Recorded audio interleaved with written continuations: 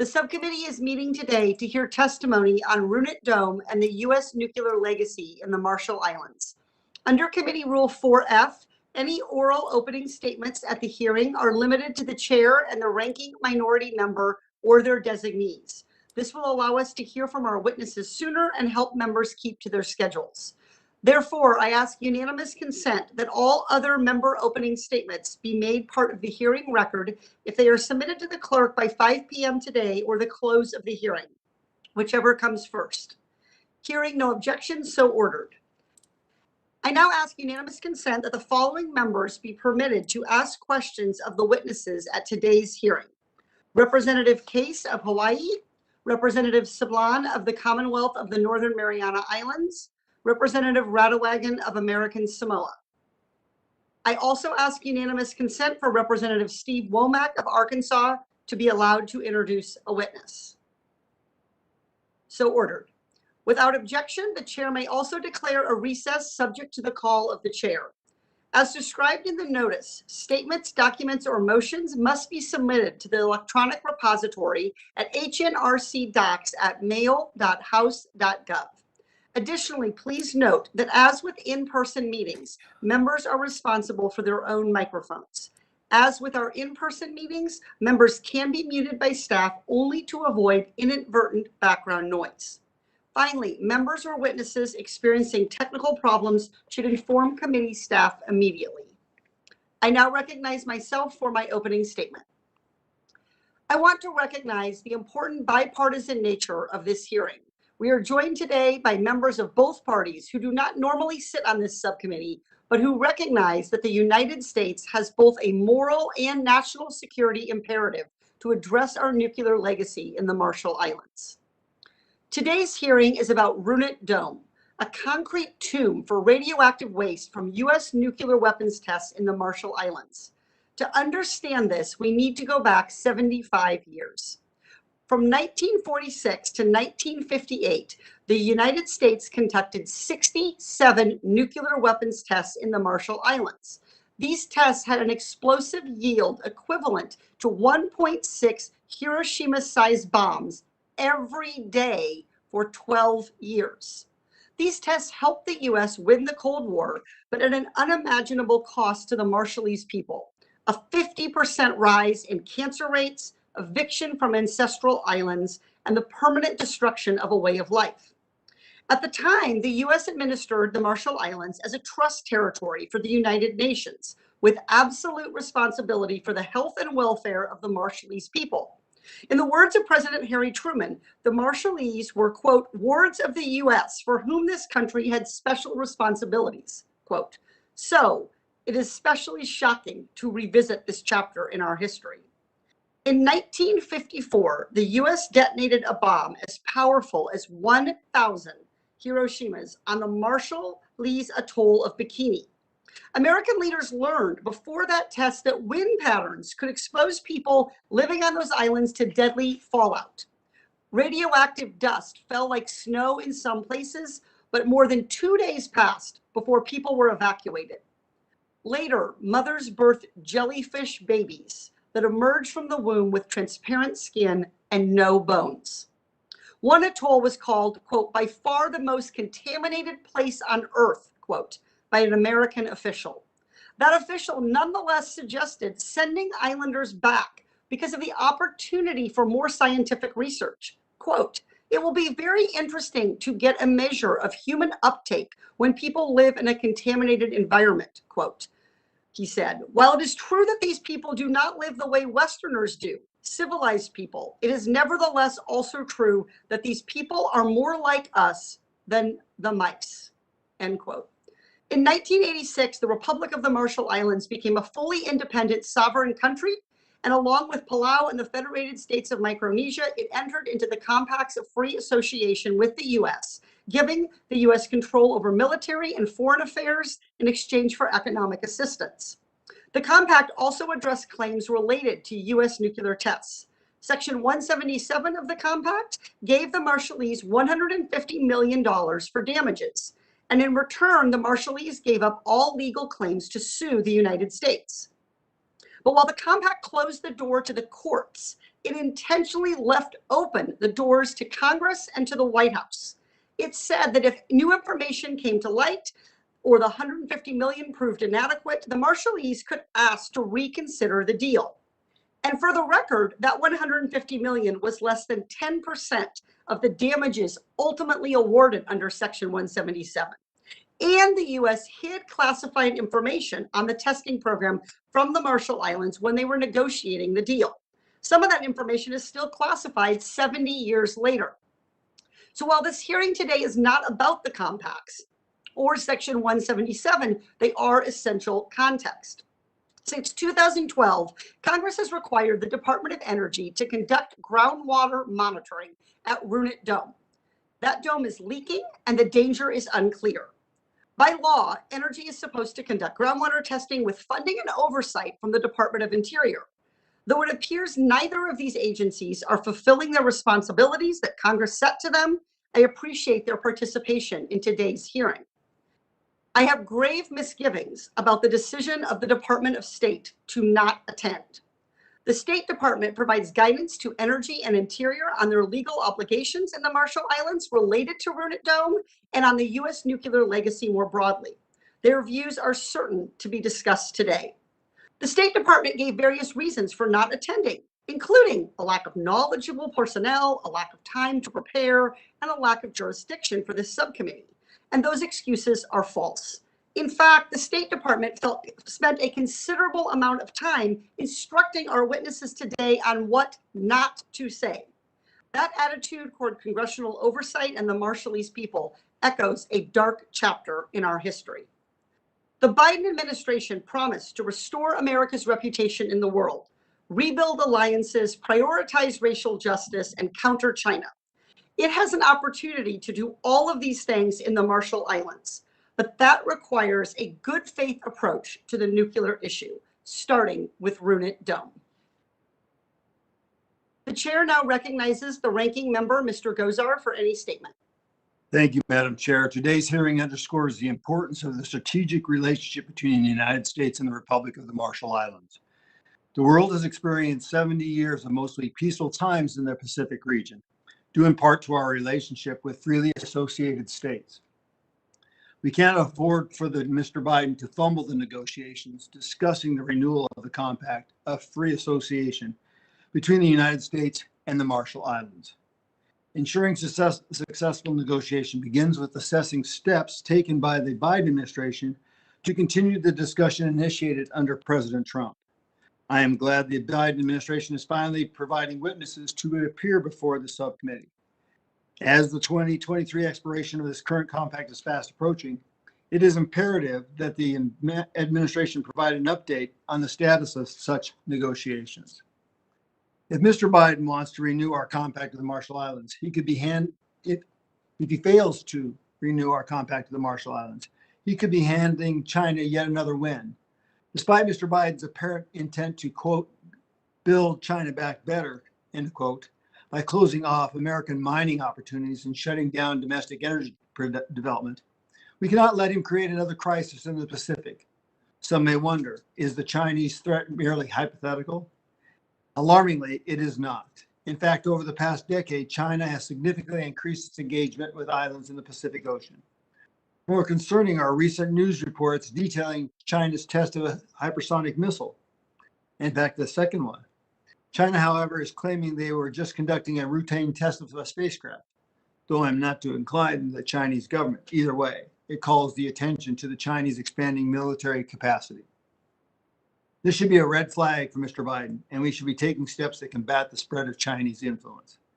I'm glad we are joined today by Mr. Ding Chang as he shares his expertise on Chinese political and security affairs. His testimony will help us understand the ambitions of the Chinese government and the consequences of failing to renew our compact with the Marshall Islands.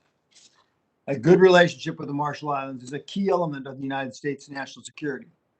That is one of the reasons it is so important to ensure timely negotiations of the Compact of Free Association between our two nations. Ronald, the former Assistant Secretary of Defense for Indo-Pacific Security Affairs, put it best, testifying, quote, "Compact financial assistance is a good deal for the U.S. national security," end of quote. Maintaining our partnership is a win for the United States, plain and simple. Though the agreement, the United States is able to establish a strong military presence in the Pacific region. On the Kwajalein Atoll in the Marshall Islands, we have invested $2 billion in military infrastructure. With this investment, the United States Army and the United States Air Force can conduct vital space and missile defense research. Specifically, the Ronald Reagan Ballistic Missile Defense Test Site is located on the Kwajalein Atoll. The importance of this site cannot be overstated due to its ballistic missile testing capabilities. Our national security is strengthened because of our ability to maintain the site on the Marshall Islands. Today, these defense capabilities are even more crucial given the Chinese recent missile testings. Not only can the United States maintain a military presence on the Marshall Islands, we are also granted the right of strategic denial. Why is this right so advantageous for our nation's security? Because it allows the United States to prevent any other country from establishing a military presence in the Marshall Islands. Ultimately, the right of strategic denial is an additional way for us to combat China's expansion in the Pacific. Our compact agreement is a win-win for the United States and the Marshall Islands. In exchange for strategic advantages, the United States provides the Marshall Islands with security and economic assistance. Undermining this relationship leaves us both vulnerable to China. I hope the majority will join me in urging the Biden administration to renew our compact with the Marshall Islands before its expiration. We cannot afford to harm our relationship with such a valuable ally. Finally, I would like to point out, Madam Chair, that once again, here we are in a meeting in a remote capacity. Earlier this week, the majority, you, chose to hold an in-person hearing and denied remote access attendance to members not willing to travel to the state of California, which has the highest COVID cases in the nation. I guess they considered that hearing on the devastating impacts of the Biden supply chain crisis important enough to attend in person. Or maybe it was a cynical attempt to deny all members the option to participate remotely. Clearly, the majority seems committed to playing games with the committee meetings. This is remote, that is in person, this is a hybrid. The reality is it is far past time for the committee to return to Washington, D.C. and conduct our business in person. With that, I yield back. Thank you, Ranking Member Gosar. Now I would like to turn to our first panel. Let me remind the witnesses that under our committee rules, they must limit their oral statements to 5 minutes, but that their entire statement will appear in the hearing record. When you begin, the timer will turn orange when you have 1 minute remaining. I recommend that members and witnesses joining remotely use stage view so that they can pin the timer on their screen. After your testimony is complete, please remember to mute yourself to avoid any inadvertent background noise. I will also allow the entire panel to testify before questioning the witnesses. We have 2 panels today. We will do panel 1 and questions, and then proceed to panel 2, statements, and then questions. Now I want to introduce our first government witness. Mr. Matthew Mori is the Associate Undersecretary for Environment, Health, Safety, and Security at the Department of Energy. The chair now recognizes Mr. Matthew Mori to testify. Good morning, Chairperson Porter, Ranking Member Gosar, and members of the subcommittee. Thank you for the opportunity to testify before you today. My name is Matthew Mori, and I am DOE's Associate Undersecretary for Environment, Health, Safety, and Security. My office is responsible for overseeing health and environmental activities conducted on behalf of DOE in and for the Republic of Marshall Islands. The DOE Marshall Islands program was established in 1977. The program is part of the U.S. response to the legacy of nuclear weapons testing in the Marshall Islands from 1946 to 1958. The 4 nuclear affected atolls included in the DOE Marshall Island program are Bikini, Anahuitok, Rongelap, and Utrecht. The inhabitants of Bikini and Anahuitok, where the nuclear testing occurred, have been relocated prior to the test and were not exposed to local fallout. However, the inhabitants of Rongelap and Utrecht were not relocated and due to shifting wind patterns were exposed to local fallout from the test. There are 3 main components of the DOE Marshall Island program: the Special Medical Care Program, Environmental Radiological Monitoring, and the Runit Dome Containment Structure Assessment and Monitoring. DOE coordinates all activities in the Marshall Islands with the U.S. Departments of State and Interior. The Special Medical Care Program provides annual and follow-up comprehensive screening, examinations, and treatment for people from Ronald and Utrecht who were exposed to radioactive fallout from the Castle Bravo nuclear weapons test.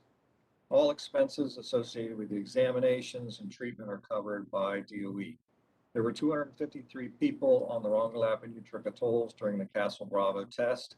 As of October 2021, there are 77 remaining participants in this program. The environmental monitoring program characterizes the extent of radioactive exposure within the population and the extent of radiological contamination environment of the RMI.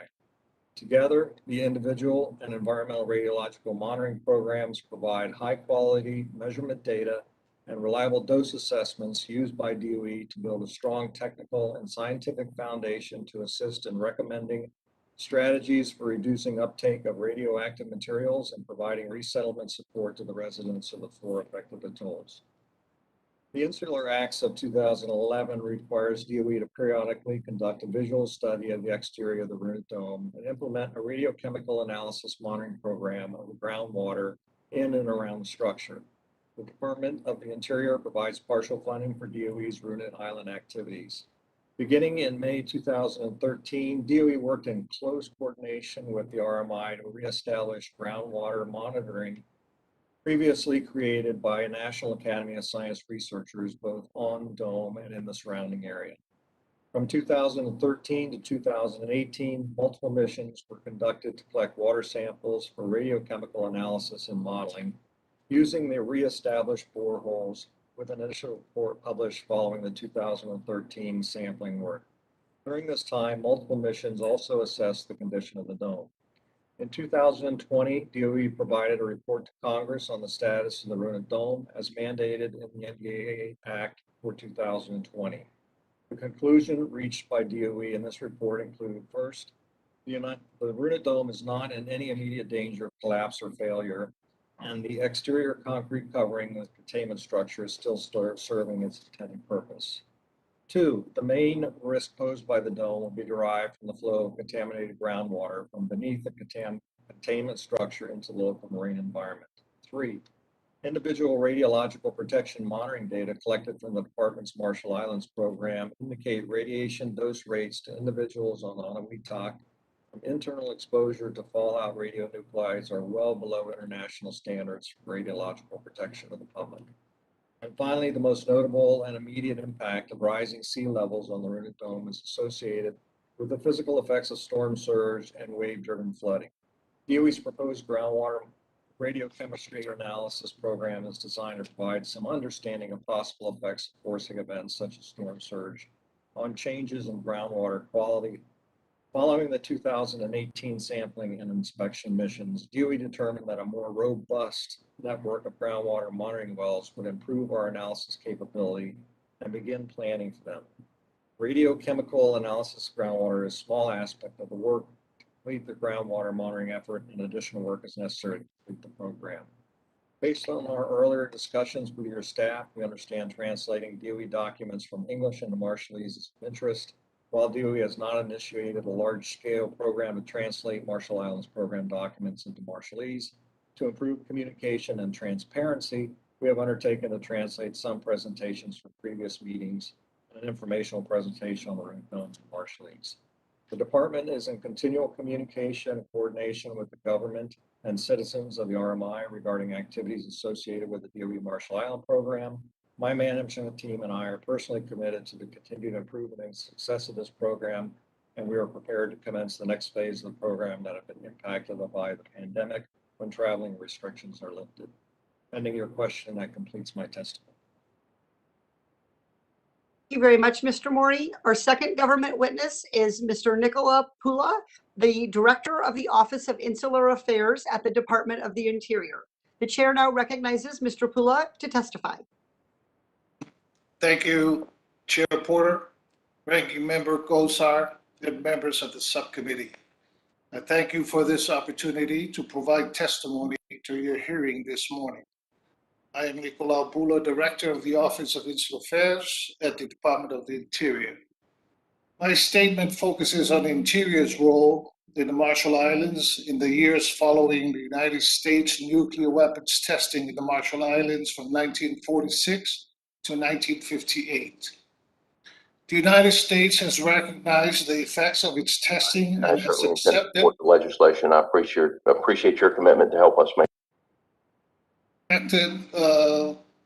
On its responsibility to the Marshall Islands, as reflected in the Compact and the Section 177 Agreement, which included a full settlement of all claims, past, present, and future, arising from or in any way related to the United States testing program. Since then, Interior, through the Office of Insular Affairs, has administered several programs in what is now the Marshall Islands and has funded payments under statutes passed by the Congress. United States agencies have occasionally sent personnel to inspect the condition of Runit Dome. This has been done ex gratia. Interior has provided Energy $2.1 million to conduct radiochemical analysis of the Runit groundwater pursuant to the Insular Areas Act of 2011. In February of 2013, Interior began discussions with Energy regarding the funding that Interior would provide necessary for these tests. To facilitate the transfer of these funds, Interior and Energy entered into a reimbursable support agreement under which Interior transferred to Energy $215,200 in fiscal year 2013, the same amount in fiscal year 2014, and $1.6 million in fiscal year 2019, which covered a portion of the cost to conduct radiochemical analysis of the Runit groundwater. The current reimbursable agreement remains in effect until September 2023. As of July this year, there was an unspent balance of $1.2 million. Through the 4-Atoll Healthcare Program, Interior addressed the medical needs of the people from Enewetak, Bikini, Rongelap, and Utri, who were affected by the nuclear tests. In fiscal year 2021, Interior provided $1.7 million, which included for each of the 4 atolls a full-time primary care physician working with a full-time island-based health assistant. This program improves access to quality and special care. In fiscal year 2017 to 2020, Interior awarded discretionary grants to the Marshall Islands for a variety of purposes, specifically technical assistance, maintenance assistance, and other programs like the Coral Reef Initiative. The discretionary grant disbursements in the past 4 years totaled $11.3 million, of which $5 million remains unspent. Chair Porter, Ranking Member Gosar, and members of the subcommittee, Interior stands ready to work with you. This subcommittee has a willing partner in Interior as we continue to implement programs, including those related to the United States nuclear testing program. I look forward to answering your questions, and I thank you for this opportunity to speak before the subcommittee. Thank you. Thank you, Mr. Pula. Reminding the members that Committee Rule 3D imposes a 5-minute limit on questions. The chair will now recognize members for any questions they may wish to ask the witnesses. I will begin by recognizing myself. I'd like to ask unanimous consent to enter into the record the Department of Energy's letter to the Marshall Islands for May 2021.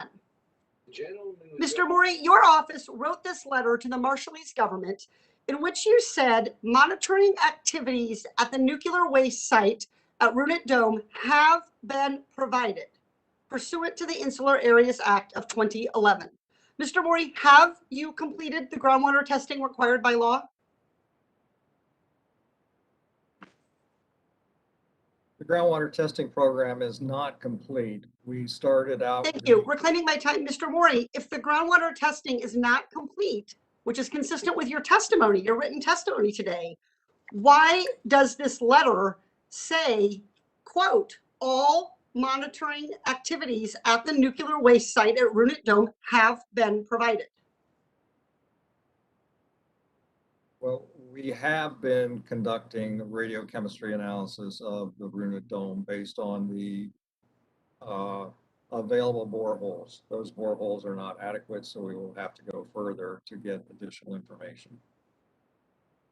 It seems to me that this letter, which is from your deputy, it says that the testing, that monitoring has been done, and your testimony today here is that in fact additional monitoring remains to be done. The letter is from your deputy, and it says, quote, "The secretary asked me to reply on her behalf." Did the secretary tell your deputy to write to a foreign government and make an incorrect statement of fact in the middle of sensitive diplomatic talks? That was assigned to our office by the secretary's office to respond. So did the secretary direct your deputy to make an incorrect statement of fact in the middle of sensitive diplomatic talks? No, the secretary did not instruct us to provide a incorrect statement, and I do not believe that is a totally incorrect statement. You do not believe it is totally incorrect? No, you're implying that we were not doing any monitoring analysis. We have been doing monitoring analysis. No, I am not, sir. What this says is that the monitoring activities have been completed. That is incorrect. That's referring to the groundwater monitoring programs. We are not complete. That is correct. Mr. Mori, I would like to see the correspondence relating to the drafting of this letter by the end of the month. Are you willing to provide that? Yes, ma'am. Thank you very much. Mr. Pula, I now want to talk about Runit Dome. As you know, the U.S. tested the equivalent of 1.6 Hiroshima-sized bombs in the Marshall Islands every day for 12 years. And some of the most toxic waste is buried here, and it's leaking into the water. In his testimony, Mr. Mori says that the Marshall Islands, quote, bear full responsibility for maintaining and monitoring Runit Dome. Do you agree with that statement?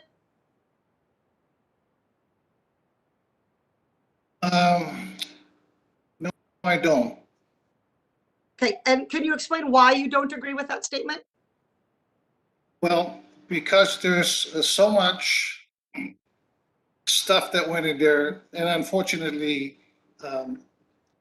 Madam Porter, the Department of Interior doesn't really do any work with that. The difference between owner, so the Marshall Islands kind of own the area, and then the ability for, I would say, to do things that the United States, basically, if we look at the tests, as you mentioned, all that stuff that's there, there is some bearance of responsibility of the United States to work with the Marshall Islands, even though it was given to them Okay, after the Mr. Pula, 1980s. I'm gonna push. I really appreciate you acknowledging that the United States has continued responsibility with regard to Runit Dome. I'm very glad to hear that, and I'm glad to hear you disagree with Mr. Mori and apparently perhaps the Department of State. We don't know because they're not here on that point. You said that the Marshall Islands owns the Runit Dome, and I just want to push back on that because in Section 177 of the agreement, which I would like to ask unanimous consent to enter into the record, it says that we give the rights, title, and interest to the sunken ships and the cables, transfers from the U.S. to the Marshall Islands. All it says about Runit Dome is that we give the rights to the Marshall Islands for utilization of the area. That's the equivalent of putting up a no trespassing sign.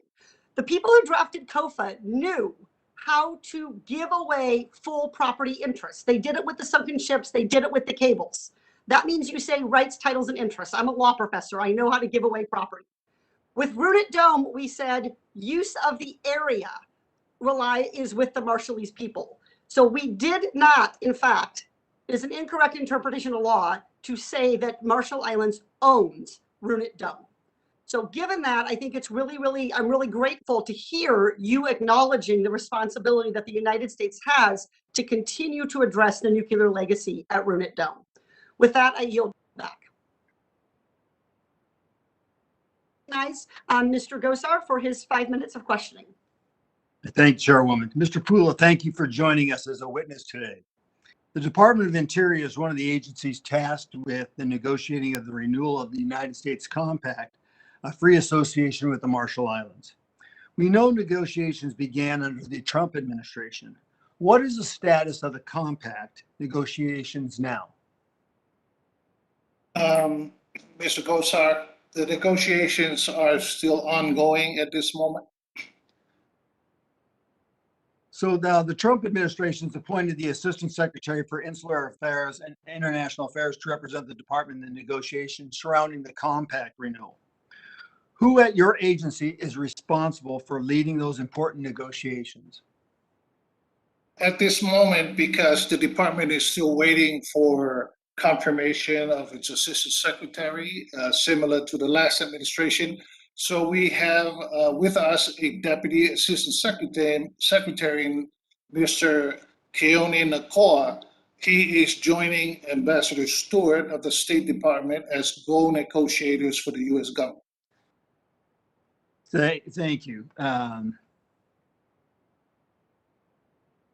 The Marshall Islands are a key ally, and we want to ensure their negotiations are being given the appropriate level of attention.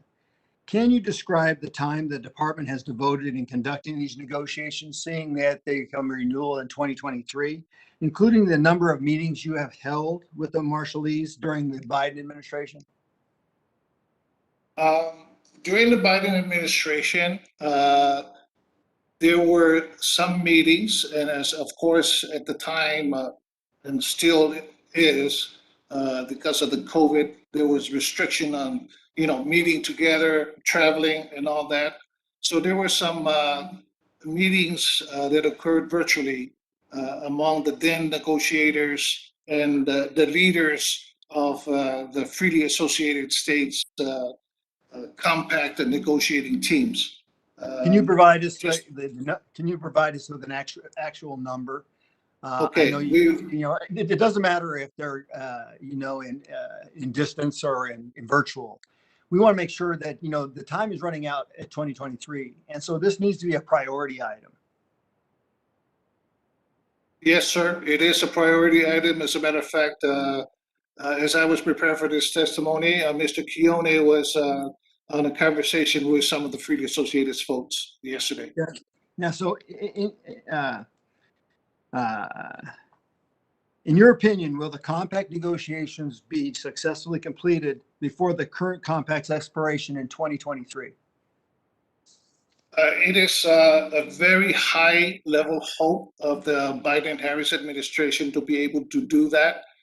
We have started, like you mentioned, with the last administration.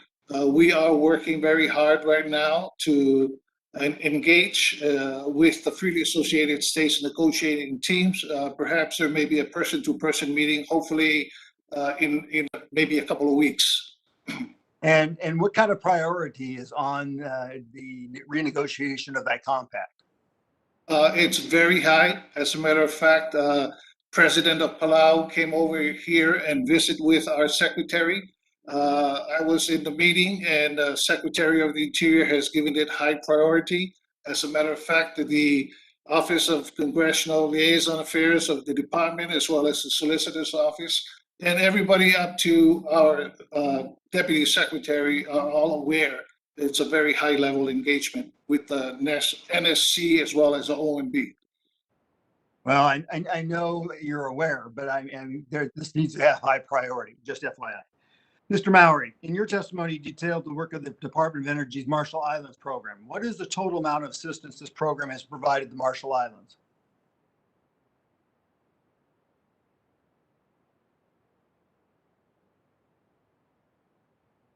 Mr. Mori? Sorry, technical difficulty unmuting. The total amount of money that has been provided to the Marshall Islands since its very inception from DOE was approximately $180 million. The focus on our discussion today relative to Runit Dome, the funding that we have provided totals approximately $4.9 million within the time frame we've been talking about. So now part of that program involves the monitoring of Runit Dome. Your department 2020 report indicated routine preventative maintenance is necessary. Can you describe the steps the department takes to maintain the integrity of the dome? Yes, we do visual inspections. During our mission in 2013, we noticed superficial cracks. Those cracks were cleaned out, obviously, chased out, and epoxy cement applied. We have hired local individuals, local Marshallese to inspect the dome on a periodic basis. And then we have formal inspections on a 4-year basis as we are required to provide. One last question. The Department of Interior provided your department with $1.6 million to improve groundwater analysis capabilities. How does the Department of Energy plan to use this funding to create an improved monitoring system around the Runit Dome? I mean, we see, countless opportunities within the mining industry that utilizes, liners with security and sensors. How can that be applied, and is it being even considered? The gentleman's time has expired, but the witness may briefly respond. We will be using that fund to apply boreholes into the dome as well as in the surrounding area. Those boreholes will allow sampling at multiple heights, which will give us a much better insight into exactly what is happening with the dome. So we'll be using the funds for that. We have a drill rig. We have gone out to seek the we asked for a bid from the drilling organizations in order to do that work. We have procured the drilling platform and have evaluated the dome integrity, ensure it can support the weight of the drilling platform. We have installed sensors into the existing boreholes to monitor water level, and that is how we have determined that the dome is actually communicating with the lagoon and the ocean as the tide rises and falls. Thank you. I yield back. Thank you, Mr. Gosar. The chair now recognizes the gentleman from Illinois, Mr. Garcia, for 5 minutes.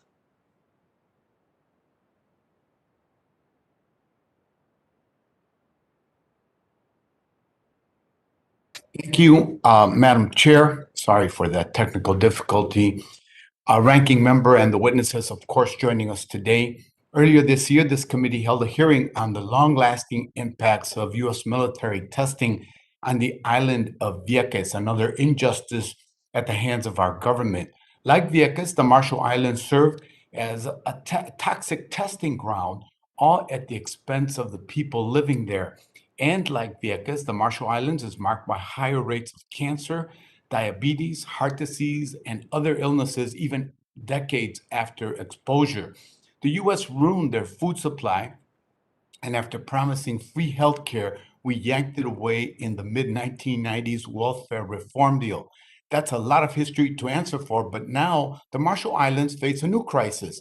Climate change is forcing its people to relocate and threatening Runit Dome or the tomb. Make no mistake, our country is entirely responsible for our nuclear testing and related cancer rates. Like Vieques in Puerto Rico, this is a shameful part of our colonial history and legacy, and it's time to do the right thing. I'm disappointed that a representative from the State Department declined to join us today, so I'll address my questions to Mr. Mori from the Department of Energy. Mr. Mori, in your testimony, you mentioned that, quote, additional work is necessary to complete groundwater monitoring at Runit Dome and that it was delayed due to the pandemic. Can you provide an update on the status of the work necessary to complete the groundwater monitoring effort?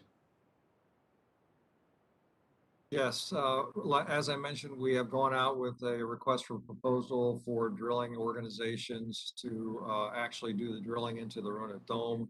We will have to provide the logistics necessary to get the equipment to the Runit Dome, the mission, coordinate with the local Marshallese, make sure that we are in full compliance or full agreement on the path forward. It'll require us to determine what we are going to do with the waste products as we drill into the Runit Dome. And we will establish those monitoring wells. Those monitoring wells are going to be critical for us to have a much better technically defensible, scientifically defensible understanding of exactly what is going on inside the Runit Dome and how it is interacting with the environment. And thank you. And last year, the DOE report found that Runit Dome is sound and that radioactive leakage into the nearby lagoon is not significant. The DOE further insinuated that the U.S. is absolved of any responsibility for the tomb. Meanwhile, Marshallese leaders claim that DOE has downplayed the risk and declined to take responsibility for the dome and its leaking contents. In your view, is the U.S. responsible for addressing the concerns of the people of the Marshall Islands? I really can't make a statement on what the U.S. government has determined as who is responsible for the Runit Dome. I would characterize DOE's efforts as we are the implementer of Congress's will, as well as those laws that require us to do our health monitoring as well as our monitoring of the dome. Right now, when you made the statement that it is not causing a significant impact on the local environment, that's based on our limited sampling in the boreholes that were established by the National Academy of Science. And we're unable to determine exactly what that impact is. If you look at the comparison between the dome, what's going on in the lagoon, dome contains approximately less than 1% of the radioactive material in comparison to the lagoon. So it makes it very difficult to determine without more detailed analysis that we will get from this radiochemistry analysis exactly what's occurring. And when do you anticipate that those studies will be complete?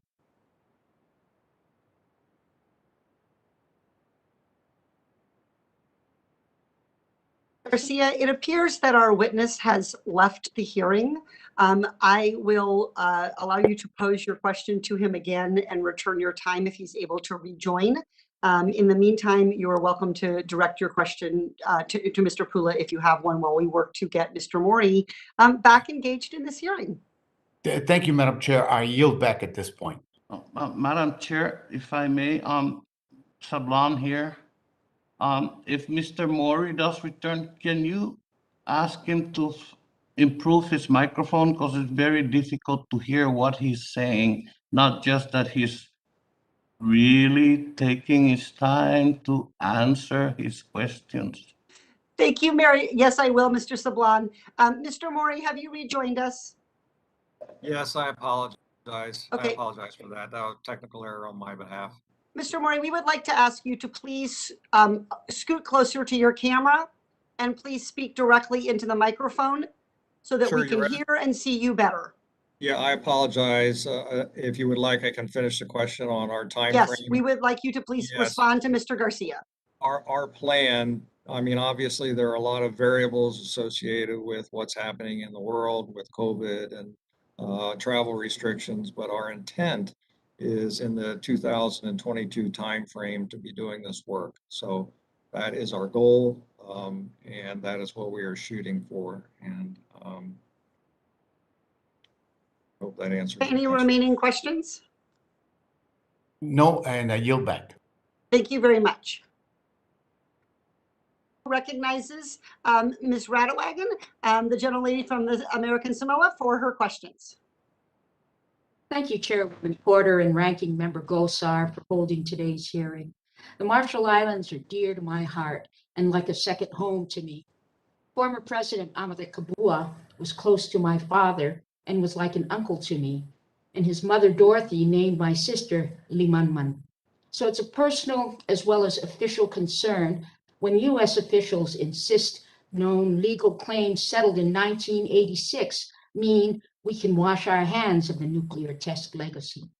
I wish State Department was here today to be reminded of U.S. obligations under the 1986 Settlement for Cooperation and Justice based on human needs and harm not fully understood back in 1986. Marshallese people love America. They fight for freedom around the world on active duty in our armed forces. They don't hate us for harm done, but they know what we promised. So as we study new information not known or disclosed in 1986, let's not turn our back on a nation hosting absolutely vital national security capabilities. Let's not force RMI to consider lucrative offers for new regional economic and diplomatic realignment. Let's stop pushing our friends into the arms of our competitors. Finally, the impact the Runit Dome has had on surrounding ecology and health of the local population is not insignificant. Let's not ignore our obligation as a Natural Resources Committee to the environment, and on a more basic level, our obligation to the Marshallese as fellow humans. We all have the shared goal of fostering a healthy relationship between man and nature. Mr. Mori, last year, the Marshall Islands government raised concerns about the science in your Runit Dome report. On the issue of a lack of peer review, your office responded that, quote, DOE is focused on transparency, sharing data when it becomes available, and submitting results for publication in peer-reviewed journals, quote. Now, while DOE's response in this case is all well and good, multiple reports from almost 70 years ago still remain secret. And we've already heard about ways DOE's predecessor agencies misled and harmed the Marshallese people. You can understand why there is still a trust deficit with your office. Will you commit to submitting the Runit Dome for peer review and making the findings public? It's a yes or no question. Yes, ma'am. Mr. Mori. Yes. And when you come into compliance with the Insular Areas Act of 2011, will you commit to submitting groundwater tests for peer review? Yes. Thank you. My second question is for Director Pula. My understanding is that the Section 177 agreement is a full and final agreement as to legal liability lawsuits that ends U.S. court jurisdiction as to the specific claims covered by the settlement. But I also understand the full and final terms do not prevent additional compensation. For example, after the settlement took effect in 1986, the U.S. agreed in 1988 to pay the people of Bikini an additional $90 million for resettlement to end another lawsuit. And in 1991, the U.S. paid an additional $45 million to the people of Ronald. Then there is the changed circumstances provision for newly discovered damage or injury to people. So, does the full and final terms as to lawsuits prevent the RMI from proposing additional compensation and the U.S. agreeing in mutually approved terms to additional compensation, station, or assistance without reopening the claims covered by the full and final settlement? Mr. Pula? You,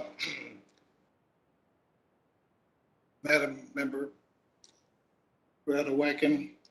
The question is direct, but it's complicated. To the extent that its full and final settlement refers back to 1986. However, there have been, as you mentioned, ex gratia payments that was authorized by Congress and appropriated for later after the Section 177. So that's why basically it's a sensitive matter and it involves other agencies, including, in the State Department or even Justice Department. So I would defer to those departments on that matter. But as far as the Department of Interior is concerned, we execute whatever Congress asks us to do. Thank you, Madam Chairwoman. Oh, just in closing, I'd like to ask to submit 2 articles for the record. One is about the Marshall Islands and how it became a fishery superpower, and the other one is along those same lines. Madam Chairwoman. So ordered. Thank you very much. The chair now recognizes the gentleman from the Northern Mariana Islands, Mr. Sablan, for his questioning.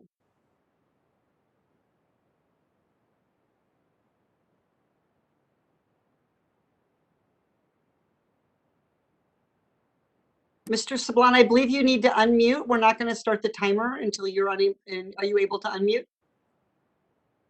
Yes, I am, Madam Chair. Thank you.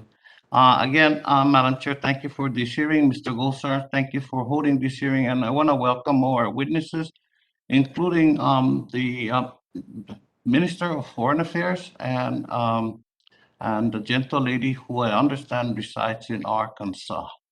I want to also express my condolences for this horrible suffering that the Marshallese people had in COVID when they were COVID first experienced. I know that a large part of your population throughout the country experienced COVID. I'm going to ask my questions. First to Mr. Mori, Secretary Mori. You say that pursuant to the terms of the Compact of Free Association, the Republic of the Marshall Islands bears full responsibility for maintaining and monitoring the Dome and Runit Island. What provision of the compact says that?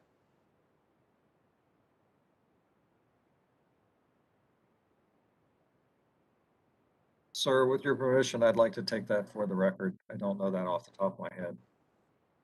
Oh, that was your statement, Mr. Murray. I'm sorry, you didn't hear me? No, I said, but that's what you say. So my question is, what part of the compact says that?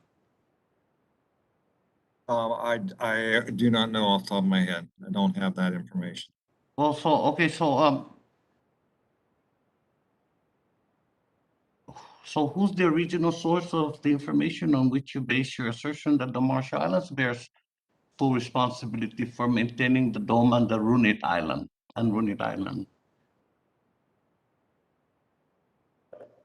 That is a historical information that has been provided to me as the implementer of these programs. Do they work for the State Department, may I ask? I do not know the answer to that question, sir. All right. I'm going to turn to Mr. Pula. Well, Mr. Pula, welcome back to the committee. You also testified that Section 177 of the RMI Compact included a full settlement of all claims, past, present, and future, arising from or in any way related to the U.S. testing program, end quote. That, of course, refers to legal claims. It does not mean that the Marshallese people cannot request additional measures warranted by consequences of the United States using the islands while they were a territory and ministered in trust for the UN, for U.S. For nuclear test purposes. You yourself also told the subcommittee that Section 105C2 of the laws that approved, added to, and effectively modified the compact authorized appropriations for health and education as a result of exceptional circumstances and ex gratia contributions for the populations of Bikini and Ewetak, Rangelap, and Utirik. So the United States also, however, promised in Article 9 of the agreement under Section 177 that the Marshall Islands may request additional compensation for losses or injuries caused by or related to U.S. nuclear bomb testing that could not reasonably be identified at the time of the 177 agreement 35 years ago, and that the U.S. would duly consider such requests, Nick? I agree with the statement by Member Sablan in terms of Section 177. That's the law that was approved by Congress that has that language that refers to that. However, as some have mentioned, or including perhaps in my testimony, even after that, there are two things that we need to remember. One is that there is a changed circumstances that's also kind of follows the Section 177 of the full and final settlement. And then Congress, in its decision-making, also provided more assistance after 1986 to some of these Yeah. atolls. Um, And therefore, that's excusation. And I just want to make mention, and those things are both in the Congress that they approve, and as we execute the laws, and that's what we do. Yeah, thank you, Mr. Pula. Madam Chair, I will have questions to submit for the record, but I just want to say this, if I last words, because despite what Mr. Pula said, no negotiating sessions last year at a principal or technical level. This is for the renewal of the compact agreement. There's no discussion of a meeting in the next couple of weeks or at any time planned. There were meetings preliminary to the negotiations on current compact issues and on a confidentiality proposal from the U.S. last year that would have prevented the Republic of the Marshall Islands from talking to Congress or the other freely associated states. Never a negotiating session on issues, and the State and Interior has not agreed to the Republic of Marshall Islands request to discuss the scope and agenda for the motivation. So I just would like to put that into the record, and I will submit additional questions. Thank you, QFRs. Madam Chair, thank you very much for allowing me to sit in with this hearing. I will be jumping back and forth between the markup, but I'm very grateful that we have this hearing. Thank you very much. Thank you very much, Mr. Sablan. And we may be able to accommodate a second round of questioning if you're able to rejoin us. Yes. I appreciate your comments at the close of your questioning, and I hope to be able to return and direct those in the form of questions to our witnesses. The chair now recognizes the gentleman from Utah, Mr. Moore, for 5 minutes. Thank you, Chair Porter, Ranking Member Gosar. To our witnesses, thanks for carving out some time today to be here, and I join with others on the committee in appreciating to do this. So thanks for being here. I can't understate how important this region is to geostrategic importance, for the United States to counter China's ever-expanding influence. I've lived in Southeast Asia. I know it's very different from the Marshall Islands. I spent time in Singapore, living, within the South China Sea area. It's a constant focus of mine. It's constantly, even when in preparing for this briefing, this is what the conversations led to in my team. I serve on the Armed Services Committee, countering China's ever-growing influence with the malfeasance and the approach in their human rights record. I mean, we have to keep that at the focus of what we're doing. And so I appreciate and I respect this partnership with Marshall Islands for that reason, and as this sort of driving force is very important. My questions will be brief, but primarily for Mr. Mori. You pointed out in your testimony that the department is continually monitoring activities associated with DOE Marshall Islands program. Let me just broadly ask, is there anything that makes it difficult for the department to conduct this monitoring?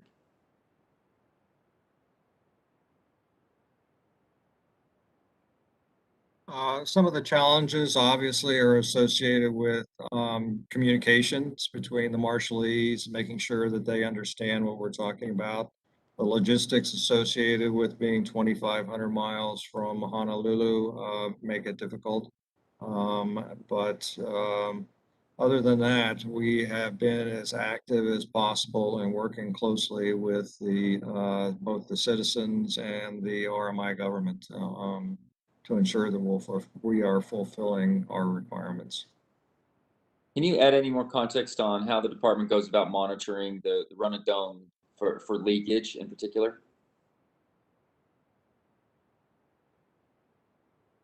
Yes, well, we really can't monitor it for leakage through the groundwater underneath the dome. I mean, that's the whole purpose of our upcoming drilling effort.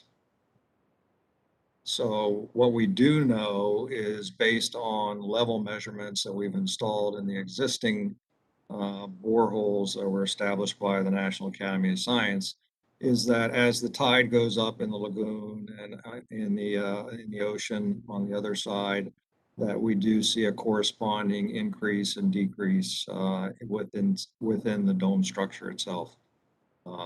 So that is how we are monitoring to determine what is happening. But as far as the actual contents and what is actually leaking or not leaking out of the dome, a more sophisticated process will be required, and that's what we are planning and pursuing here in the coming year. That's actually what I would bring up too, as I kind of throw out one last question. Across the board, we're constantly seeing technological innovations that making it possible for us to simultaneously increase efficiency and reduce costs. We see it across the board and in virtually all of our industries, our energy industry, you name it, right? Anything in particular that you'd like to share that you could provide for us some more context on what you're pursuing, what the department is pursuing, that makes it easier, quicker, more cost effective to fulfill its obligations under the DOE Marshall Islands program? Well, just one that people are very familiar with is our latest visual monitoring of the dome itself was done by a programmed unmanned aerial vehicle and actually flew the dome. If you do go to the Livermore website, you can actually see that dome in act, or that UAS in action. So that's one of the technologies. It's a simple technology, but it has greatly enhanced our ability to visually monitor the condition of the dome and be able to compare it on a periodic basis each time we do that monitoring. As far as there's constant improvements in radiochemistry analysis. We're fortunate we have Livermore involved in this, and they have access to obviously our national labs, which are the premier entities for conducting these types of analysis. Excellent. Thank you. Thank you, Chair. I yield back. Thank you, Mr. Ward. The chair now recognizes the gentleman from Hawaii, Mr. Case. Thank you, Madam Chair. Mr. Mori, I am reading from the Department of Energy's June 2020 report on Runit Dome, and I'm just going to quote here. The main risk posed by the dome will be derived from the flow of contaminated groundwater from beneath the containment structure into the local marine environment. To date, there is no data to suggest that the dome, or more specifically, the radioactive material encapsulated there, is currently having a measurable adverse effect on the surrounding environment. I'm unclear from this. Is there in fact leakage from the dome into the groundwater underneath it that you have determined that thus far that leakage does not produce any harmful measurable impact, or is there no leakage from the dome and that is residual groundwater underneath the dome from prior radioactive exposure, or do you not know? Which of those three is it? Well, I think what we have to assume is based on the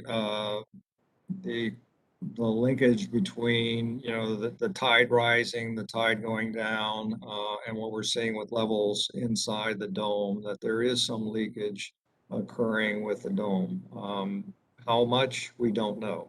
Okay, so your working assumption is it is leaking because you do detect some radioactive exposure. You're just saying that as a matter of scale, it's not at the level that you consider to be a concern at the moment. Is that right? I would say part of the problem is that the level in the lagoons is not changing. So okay, so if there is leakage coming out of Runit Dome, contaminated leakage coming out of Runit Dome and going into the lagoon, it's being masked.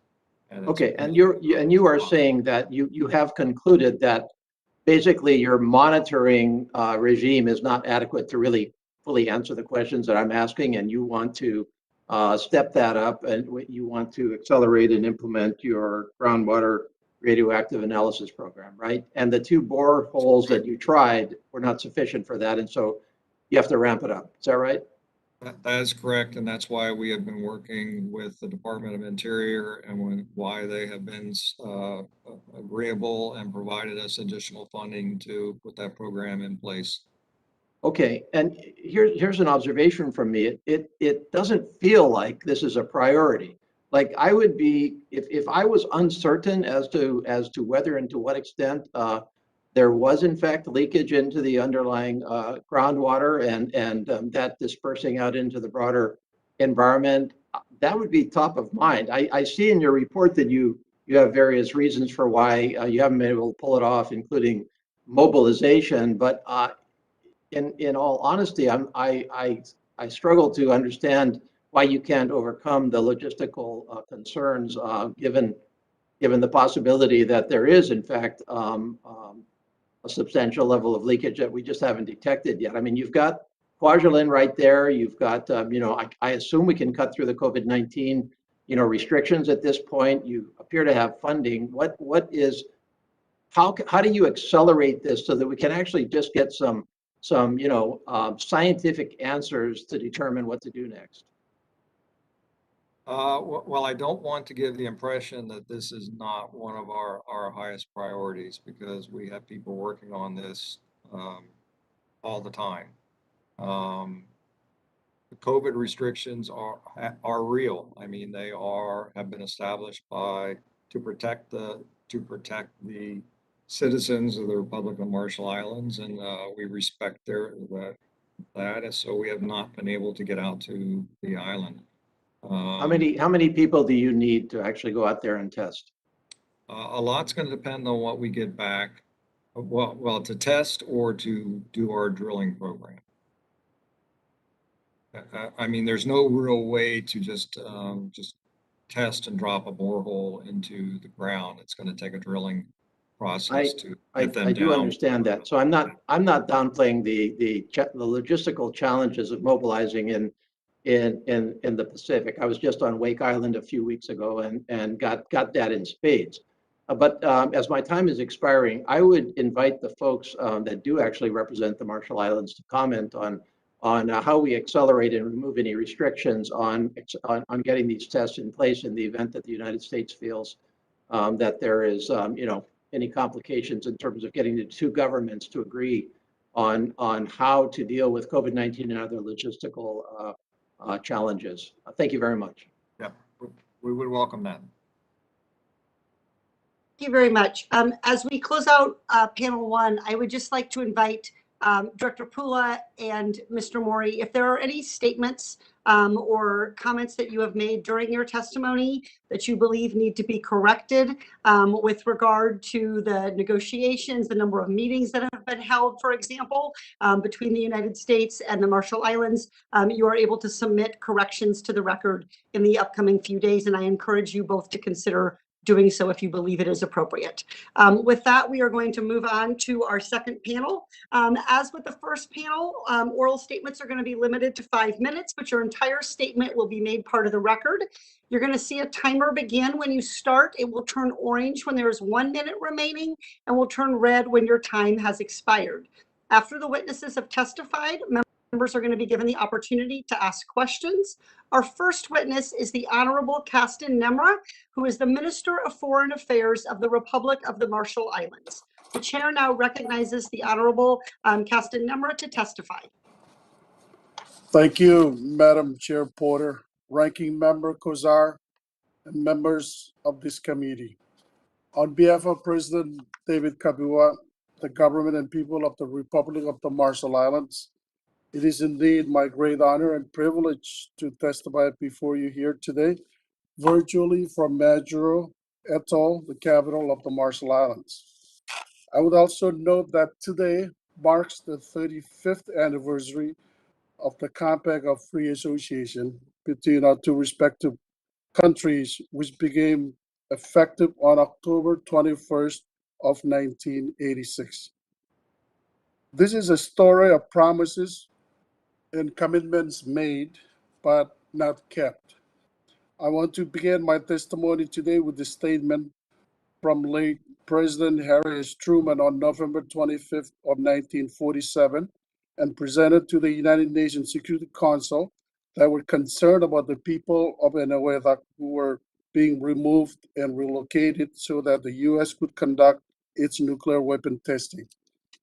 President Truman, quote, "The Eniwetakis will be accorded all rights which are the normal constitutional rights of the citizen under the Constitution, but will be dealt with as wards of the United States for whom this country has special responsibilities," unquote. The U.S. detonated a total of 67 thermonuclear atmospheric tests on Eniwetok and Bikini atolls here in the Marshall Islands between 1946 and 1958. This was equivalent to detonation of 1.7 Hiroshima bombs every day for 12 years. The devastating consequences of the horrible legacy continue this day, sadly, as outlined in my written statement. The Compact of Pre-Association provided a structure and framework to settle claims the people and government of the Marshall Islands arise as a result of the U.S. nuclear testing program. As noted, Section 177 of the Compact provides, I quote, "The government of the United States accept the responsibility for compensation owing to citizens of the Marshall Islands for claiming arising out of the nuclear testing program," unquote. The Section 177 agreement further provided for a $150 million nuclear claims fund that was to pay out amounts for specific purposes, including creating a claims tribunal to make final determinations of the compensation owed to claimants. The last payment of any tribunal awards was made in 2008. There's no funding available anymore to compensate for the unpaid awards, continue radiation-related health care, or engage in any other activity to address the consequences of the U.S. nuclear testing program. The basic and a fundamental reason why that the nuclear claims fund of the 150 never produced the 18 million in perpetuity as assigned back when the negotiated was agreed. This was due to the flawed and unrealistic expected investment, the return of 12% per annum. The Marshall Islands has pursued remedies available to it under Section 177 agreement, including the change circumstance provision. Our government filed a petition in September 2000 outlining the reason why it exists. The State Department's response, however, to the petition was largely insist that the circumstances do not exist because the event took place before the 177 agreement and were thus known by the parties. Even though most of the information, the test was still classified and largely unknown at the time the Section 177 agreement became effective. We now know, Madam Chair, the tremendous amount of more related poisonous remains to U.S. weapon testing at Eniwetok than we did even know in 2000, when the Army filed the change circumstance petition. The U.S. shipped radioactive waste from Nevada and dumped in Eniwetok, including remnants of chemical and biological weapons. Sea level rise is causing radioactive materials to leak into the lagoon to the faulty and cost-cutting construction of the dome. The radioactive waste was buried in the lagoon and spilled into NJB Island, and that 99% of the plutonium actually is not under the dome. And the U.S. Department of Energy has never produced the required report on the dome and its environment. Cancer has also increased substantially, while the current 177 for atoll healthcare program only has enough money to collect data and provide minimum healthcare. I take this opportunity and thank Chairman Chris Jalfa of the full committee for proposing and obtaining committee approval of legislation to require a more fulsome report regarding the Runit Dome and its surrounding environment. And thank you, Madam Chair Porter, for leading the House in approving that legislation, the National Defense Authorization Act FY22, and also leading the House in passing a provision of that bill which would require the classification of all documents related to U.S. nuclear weapon program testing in the Marshall Islands. With explanation to Congress of any material not released, it is important that this includes redacted information. Unkept promises and unfulfilled commitments. The U.S. has no closer association with the Marshall Islands. We have been given the U.S. authority to exercise two of the most fundamental aspects of our national sovereignty to protect U.S. security: ultimate control of our border, which cover an expanse of the Pacific as large as the United States east of Mississippi, and our interaction with other nations. Our young men and women serve the U.S. Armed Forces at rates higher than most states. We host what the Joint Chief of Staff has categorized as, quote, the world premier range for intercontinental ballistic missiles testing and space operation support, unquote. We remain consistently one with the United States and strongest allies in the UN. The RMI has maintained its commitment and always will do so with the United States. Madam Chair, thank you for the opportunity, and I ask the U.S. Congress to kindly address full range of nuclear legacy issues outstanding through legislation. And thank you for the opportunity. Thank you very much. The chair now recognizes, we're going to hear testimony from Mr. Dean Cheng, who is a senior research fellow at the Asian Studies Center at the Davis Institute for National Security and Foreign Policy at the Heritage Foundation. So the chair would now like to recognize Mr. Cheng to testify. Good morning, Chair Porter, Ranking Member Gosar, representatives. My name is Dean Cheng. I'm the Senior Research Fellow for Chinese Political and Security Affairs at the Heritage Foundation. My comments this morning are my own. My comments this morning are intended to provide some context for better understanding the importance of the Republic of the Marshall Islands to American security, especially in light of Chinese strategic developments. The Republic of the Marshall Islands is important in at least three key ways relative to ongoing strategic competition with the PRC: as a site for U.S. missile and missile defense testing, as an essential part of U.S. space surveillance capabilities, and because of its strategic location in the second island chain. You have already heard comments from the previous panel and the previous speaker regarding the Ronald Reagan Ballistic Missile Defense Test Site. This is a site for U.S. ICBM tests. This is of increasing importance given the aging of the American Minuteman III, one of the key legs of our nuclear triad, and will be essential for next generation ICBM testing. The distance of the Marshall Islands from the United States provides us with a better sense of flight profiles, gives us a better sense of how the image of a warhead changes over time, the warhead in space. Notably speaking, future U.S. hypersonic weapons developments are also likely to be tested here, and this is absolutely essential for countering Chinese and Russian hypersonic developments, some of which have been in the news recently. In addition, it is a site for U.S. missile defense tests, which in turn is vital for helping to defend the United States against growing ICBM threats from the People's Republic of China, from North Korea, as well as Russia, and possibly even from Iran. With regards to space surveillance, space is seen as a key strategic battleground of the future. Chinese military writings by the People's Liberation Army indicate that they expect to attack enemy space systems early in a conflict as part of both achieving space dominance and leading subsequently to information dominance, which the PLA sees as essential for fighting and winning future wars. The PLA itself has been testing a variety of counter space elements, which include direct descent systems designed to attack satellites in both low Earth orbit and geosynchronous orbit. They have also been working on co-orbital anti-satellite systems.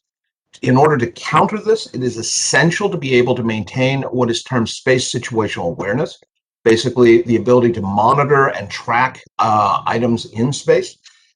On Kwajalein Island has been installed the space fence. This provides essential ability to monitor objects in space. It is considered the world's most advanced space surveillance radar. This is important not only in wartime, but also in peacetime, because there have been growing numbers of space collisions most recently, one involving, ironically enough, a Chinese weather satellite, Ringhai 1-02, which apparently collided with a piece of a Russian booster. A major difference between the United States and PRC in this regard is that most Chinese facilities are in China, whereas the United States, having the opportunity to work with nations such as the Republic of the Marshall Islands, we can obtain greater depth for space early warning and monitoring. And as with so much in defense, knowing something early is a vital strategic advantage. This leads us to the third factor, which is the fact that the Republic of the Marshall Islands is part of the so-called second island chain. The second island chain is of growing importance because of the Chinese ability to now hold the first island chain at overwhelming risk. The first island chain extends from Japan through Taiwan to the Philippines. China can cover that entire region through a variety of systems, including UAVs, air-breathing aircraft, a variety of missiles, sub and ship-launched cruise missiles. So it is therefore of vital importance to have fallback positions that are harder to reach. It is not possible to simply rely on the American territory of Guam, which is already overcrowded and is therefore an exceedingly high-value target. Central Pacific Islands therefore play a growing role in American defense thinking and planning. It should also be noted that the Republic of the Marshall Islands, along with several other Pacific Island states, are some of Taiwan's last diplomatic partners.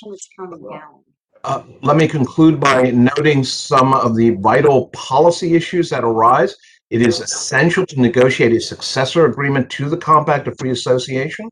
But beyond the military aspects, we need to be thinking about economic and political partnerships, countering Chinese investment efforts in the region, countering Chinese fishing activities, which someone noted that the Republic of the Marshall Islands is a fishing superpower. If so, it is extraordinarily vulnerable to China's 17,000 fishing boats, one of which actually at one point ran aground on one of the islands in the Marshalls, and working with other U.S. allies, including Australia, New Zealand, potentially the UK, Japan, and also working with Taiwan to encourage Central Pacific states to both retain Taiwanese diplomatic recognition, but as important, working together for an integrated regional approach and strategy.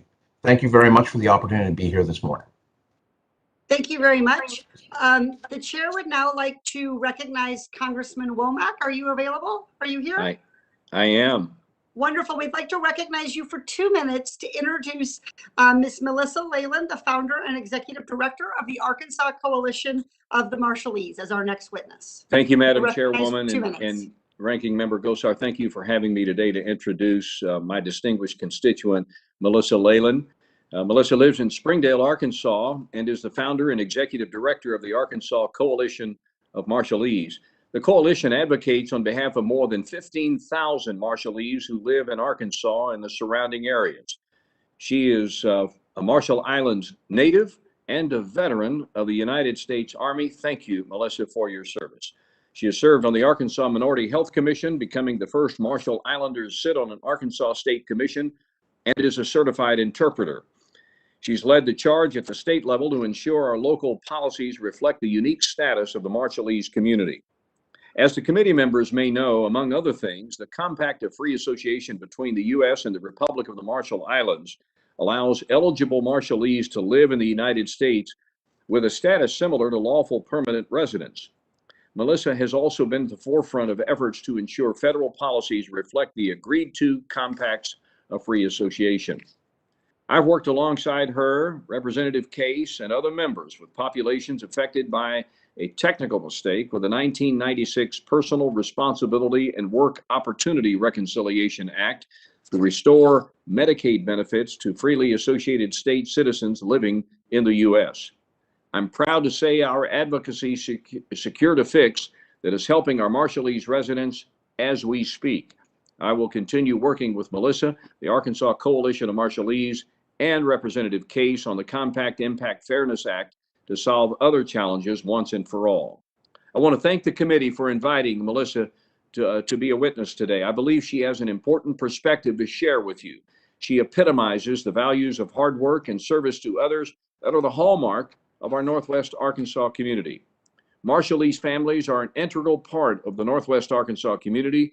Across the nation, COFA citizens support U.S. defense efforts, pay taxes, and are core elements of our economy and our communities. With that, Madam Chairwoman, I yield back the balance of my time and welcome, as our witness, Melissa Leyland, Springdale, Arkansas.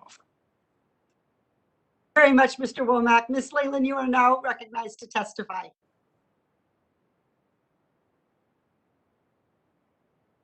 Thank you so much, Representative Steve Womack, for the great introduction.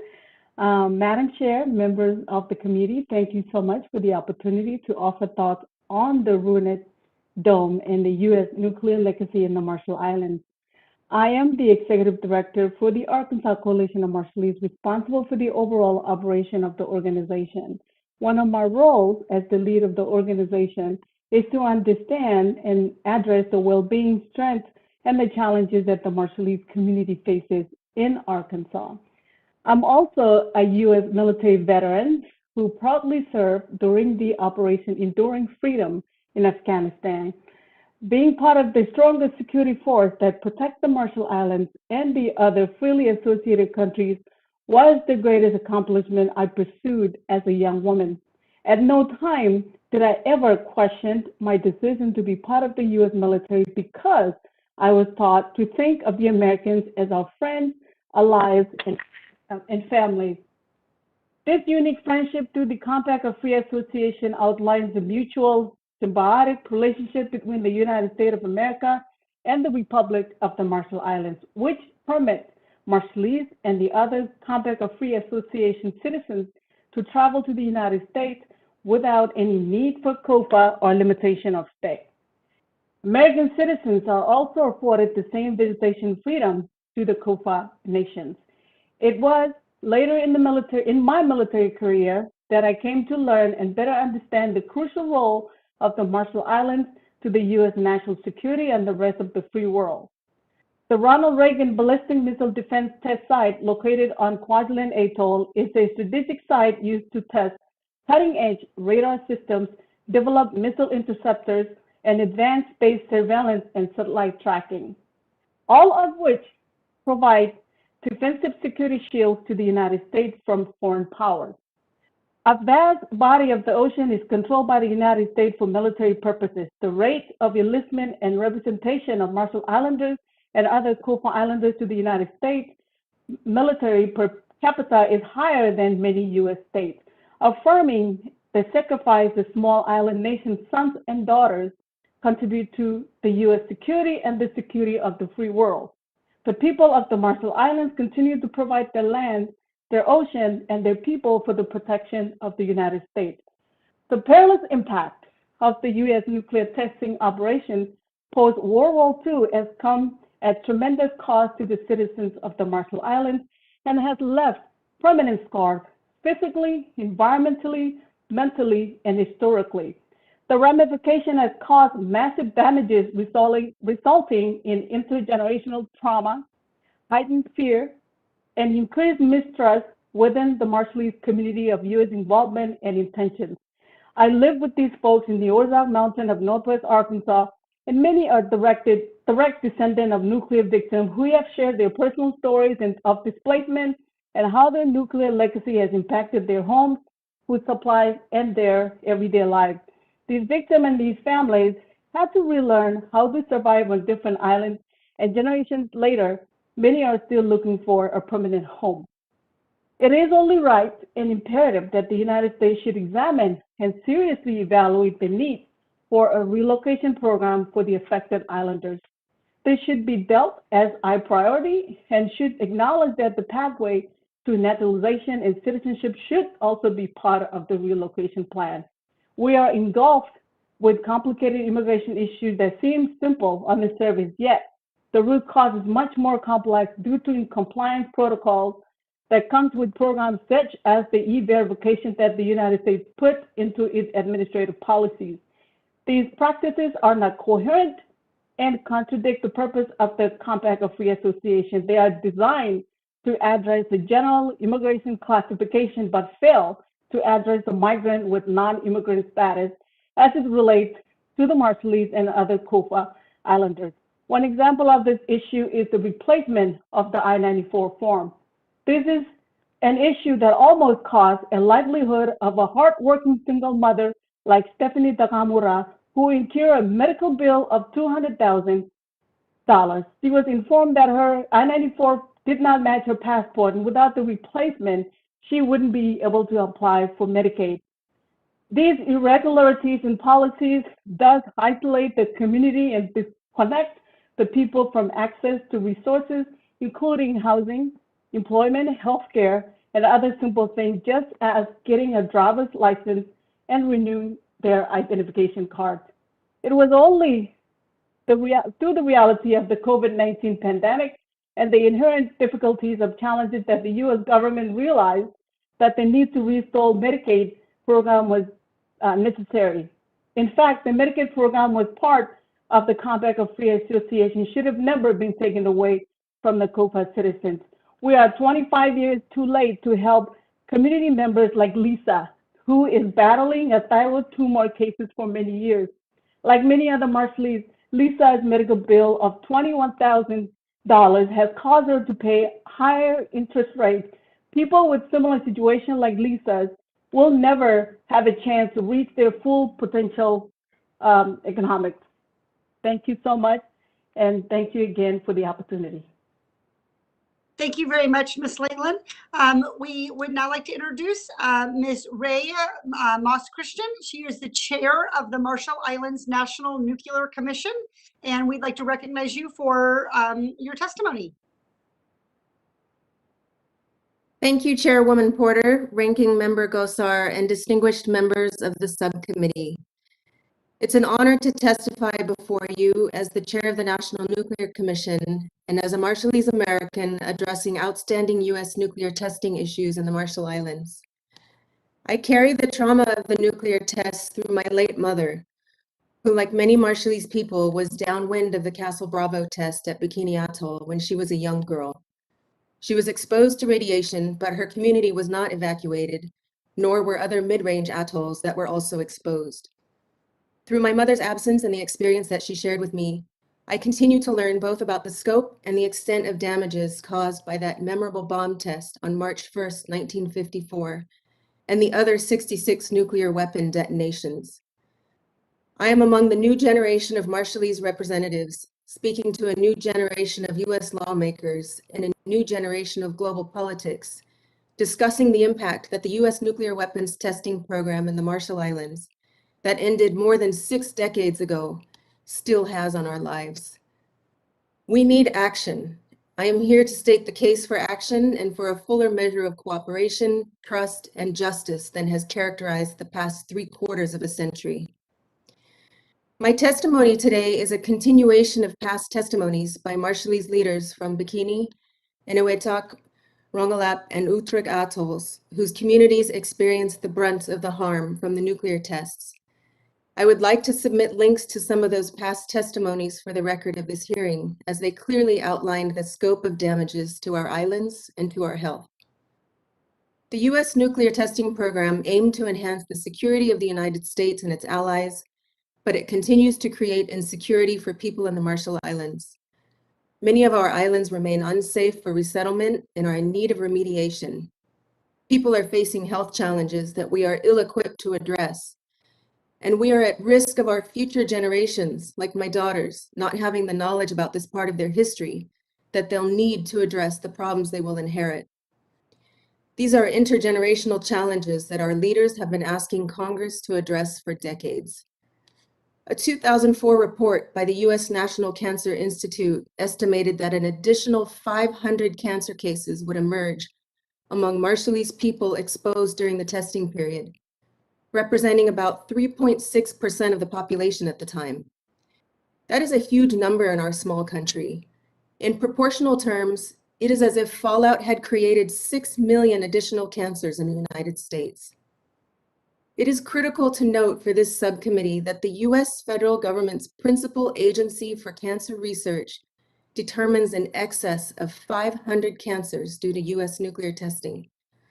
We desperately need the oversight and investigation of DOE to address the fact that there is no cancer care facility or even an oncologist in the Marshall Islands today. The burden to care for these 500 cancers is on the Marshall Islands government and the families. Patients have to leave the country to receive care, or they have no chance for treatment or survival. With respect to the environment, we acknowledge and appreciate the work that DOE has carried out over the years, but we are still missing critical information about the scale of U.S. activities in our islands. An example of this is with the resettled Inuiatak community that is continuously told that the nearby Runit Dome poses no threat to their livelihoods.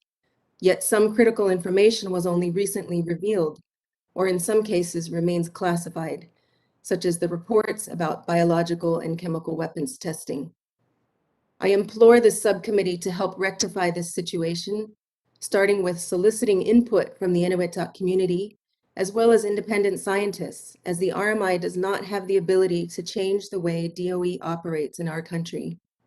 We ask that this subcommittee consider conducting virtual field hearings for different atoll communities in the Marshall Islands to provide opportunities for dialogue and shared action. Through this subcommittee's efforts, there is a chance for progress, but this requires the U.S. government to acknowledge the full scope of damages and injuries. People are entitled to payment of their awards from the Nuclear Claims Tribunal, and others deserve a chance to have their claims heard. The Runit Dome and all that it represents about radiation still present in our environment requires a bilateral re-examination of DOE's role and programs in the RMI. People deserve a U.S. standard of healthcare to treat illnesses linked to U.S. activities on our islands. And people need the opportunity to participate and contribute to research that seeks to enhance our understanding of how radiation is impacting our lives and livelihoods. Allow me to conclude by saying that the Marshall Islands government established the Nuclear Commission in 2017 and adopted a nuclear justice strategy in 2019 because it recognized the challenges we continue to face in addressing the legacy of U.S. nuclear testing. As the chair of the National Nuclear Commission, let me assure you that we stand ready to do our part to create the fuller measure of cooperation with the DOE and the rest of the U.S. government that is required for the tasks ahead. Reciprocity is, of course, essential. Thank you, Chairwoman Porter, Ranking Member Gosar, and distinguished members of the subcommittee for your time. Thank you very much. I thank the entire panel for their testimony. Reminding the members that Committee Rule 3D imposes a 5-minute limit on questions. The chair will now recognize members for any questions that they wish to ask the witnesses. I will begin. Ms. Moss-Christian, to your knowledge, has the United States ever made a formal apology to the Marshallese people for the nuclear testing program? Not to my knowledge, no. As a daughter of a victim of the U.S. nuclear testing program, what would it mean to you what would it mean to you if the United States were to make such an apology?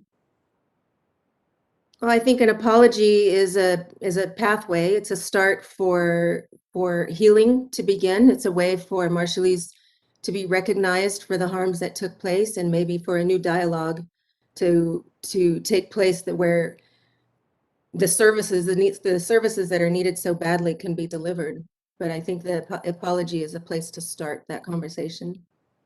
Ms. Leyland, are you aware of the United States making any apology to the people of the Marshall Islands and the Republic of the Marshall Islands for its nuclear testing program? Not that I'm aware of. Has the United States apologized for the 15 years in which it denied the Marshallese people access to Medicaid, which it promised to give them under COFA? 25 years, madam. Not that I'm aware of. Ms. Leyland, as a U.S. Army veteran and a leader in the Marshallese community, what would it mean to you and your family and your community if the United States were to make a formal apology? I think it will say a lot. It will say a lot to all of us. It will mean that the United States is willing to work with the people.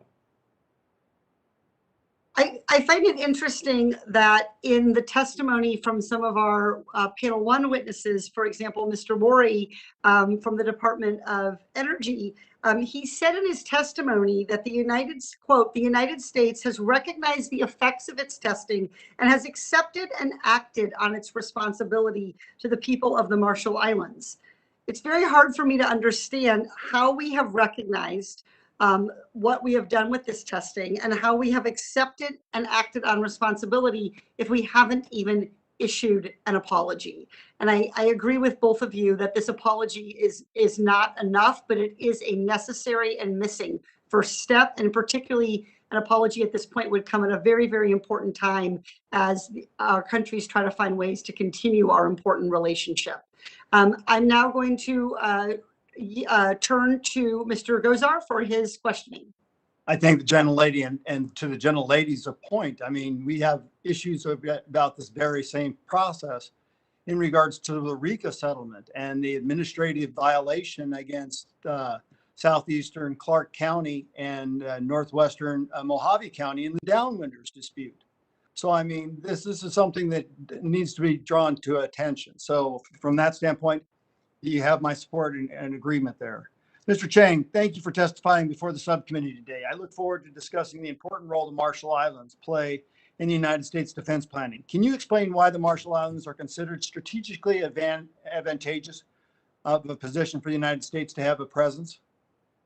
So the islands sit astride are literally in the Central Pacific, of course, which means that they sit astride the key sea lanes that link the west coast of the United States with the factories and industries of East Asia. The radars that are located on Kwajalein provide us with vital ability to observe space, to see objects as small as marbles. Given the speed at which things move in space, even something as small as flecks of paint have been known to damage the space shuttle and the International Space Station.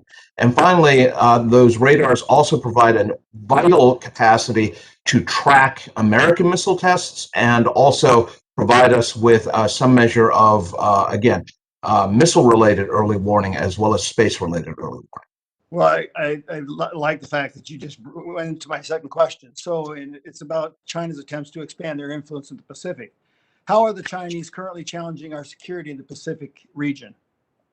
The Chinese Navy is striving to be the world's largest Navy. The Chinese Navy regularly now operates farther from its shores, but it's not just the military. The Chinese have the world's largest fishing fleet. They regularly intrude into other countries' exclusive economic zones, including those of the Marshall Islands. Places like the Republic of the Marshall Islands simply do not have the resources to monitor their vast sea areas. So in this regard, the U.S. and other countries do try to provide assistance, but China has no problem strip mining other countries' fishing grounds for their own purposes. Is that the primary way they economically batter Asian and island governments? No, sir. They also promise and sometimes deliver, sometimes not, on infrastructure development. They build casinos, such as they have in the Northern Marianas on Saipan. They promise all sorts of investment, including ports and other structures. One should be aware that whenever the Chinese build such structures, it almost always comes with free listening devices included, no charge. So, have the Chinese successfully exerted influence on nations in the Pacific? Yes, sir. And undoubtedly for a country like the Republic of the Marshall Islands, which continues to recognize Taiwan as the government for China, the pressure will only increase, both carrots in terms of dangling opportunities, but also almost certainly sticks in terms of limiting access for RMI goods, but also, again, more and more intrusions into fishing grounds and other related natural resources. So once again, does our current compact of free association with the Marshall Islands, has it impacted Chinese efforts to expand their influence in this region? Absolutely, sir, because we are under the compact granted exclusive rights to territories and waterways. The size of the lagoon of Kwajalein also allows us to try and target warhead test dummies into a very secure area. It's notable that the Chinese have literally fished American underwater drones out of the water. One might call that theft. So being able to get their hands on a nuclear test warhead, a dummy warhead, obviously an inert warhead, but which would be heavily instrumented, would be an intelligence find of the first order. I agree. Last but not least, this agreement is beneficial to both countries. It would be. Would you agree that this would be benign neglect towards the Republic of the Marshall Islands if we ended or screwed up this type of an agreement? No, sir, I think it would be an act of active neglect to screw up the agreement. I think that where we are right now, where we are seeing lackadaisical in negotiating an agreement, is barely benign. But what is very clear is that, in my opinion, the agreement is mutually beneficial. It serves the interests of the United States, but I would like to think it also does serve the interests of our allies in the Republic of the Marshall Islands, if only because they are very small population-wise, and they do not have the resources necessary to defend themselves, especially against a concerted political, economic, and military strategy by a nation such as the People's Republic of China. Thank you, Mr. Cheng. Chairwoman, I want to reiterate, the issue that I've constantly brought over the last 12 years in regards to RECA and the administrative error, not what Congress intended, in the downwinders issue at southeastern Nevada and northwestern Mojave County.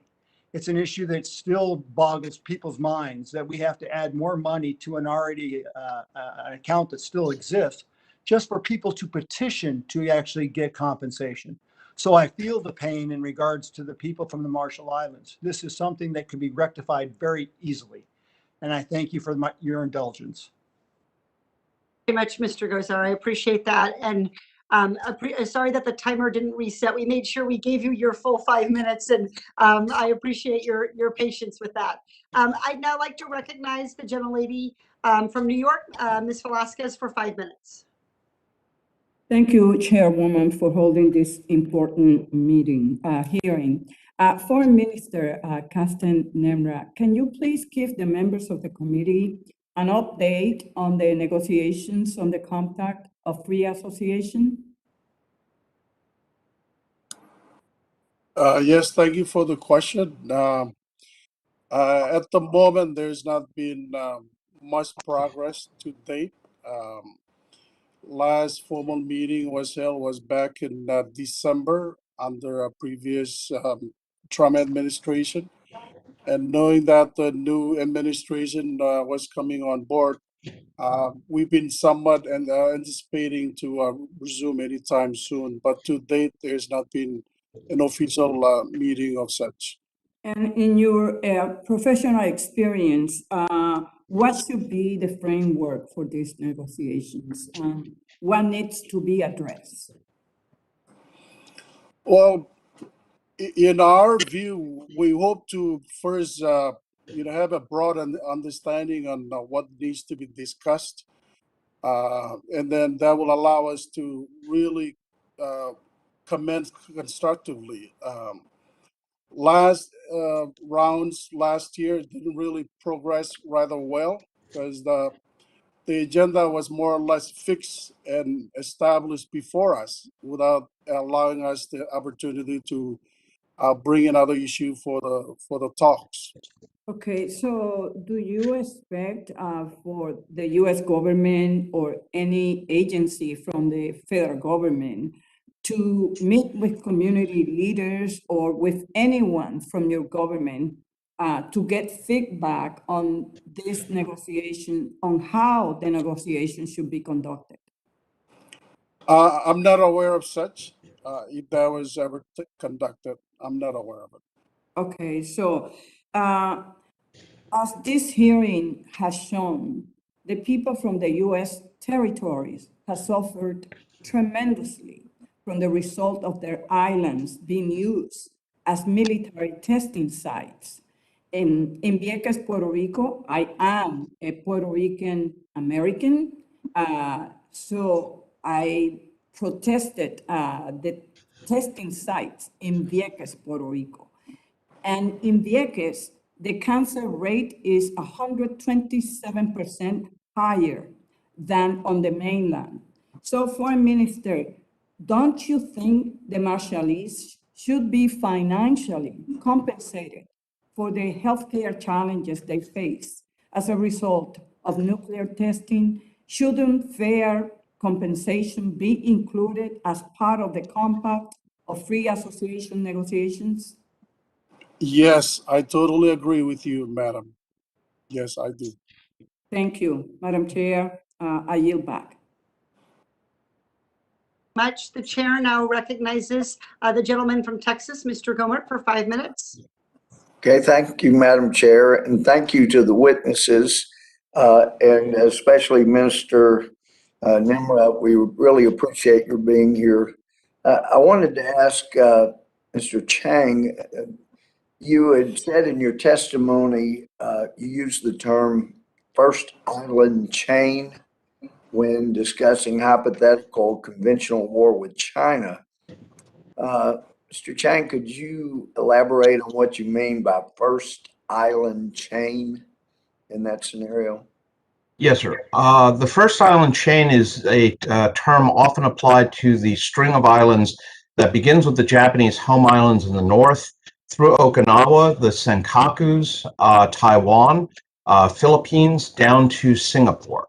That set of islands, ranging from 100 to a bit more than 100 miles off of the Chinese coast, serves either as a barrier or a shield. If it is in the hands of American allies, then in that case, it limits the ability of the Chinese to surge into the Pacific, to attack sea lanes, to strategically isolate Taiwan, Japan, South Korea. If it is in Chinese hands, then it serves to shield China's strategic and economic center of gravity, which is now on its coast, from possible attacks from the United States. In friendly to the U.S. hands, it is a deterrent to Chinese aggression. In Chinese hands, it provides basically a means of guaranteeing their security. The second island chain, which stretches from the Aleutians through Guam, the Republic of the Marshall Islands, Federated States of Micronesia, etc., down to Papua New Guinea, is sometimes referred to as the second island chain. It represents an additional set of territories from which the United States and allies might be able to concentrate forces safely, establish intelligence surveillance of Chinese activities, and also provides additional space and other surveillance capacities. Well, thank you. Well, in that context, then, do you think the Chinese Communist Party sees the Republic of Marshall Islands as ensuring their security? Should they be able to influence the Republic of the Marshall Islands, Palau, the Federated States of Micronesia? Absolutely. It would give them a further ability to push us back to Hawaii. It would basically guarantee their dominance of the Western Pacific. And let me note here, that means the industries of the Western Pacific, including computers, microchips, semiconductors, etc. It would allow them to have what we have right now, which is strategic depth and ability to see things coming, whether in space or terrestrially. So absolutely, all of the Central Pacific island states are potentially key targets for Chinese influence operations and strategic gain. Well, if China, say hypothetically, were to make a move on Taiwan militarily, could you envision them moving on the Marshall Islands at some point? Not at the same time in all likelihood, but that region would almost certainly be in the target basket for Chinese intermediate range ballistic missiles, which can range as far as Guam. The DF-26 we know can do that. There have been recent tests, of course, of Chinese hypersonic vehicles. That would be something that I would expect to target American systems in the region west of Hawaii, which would obviously potentially include the Republic of the Marshall Islands.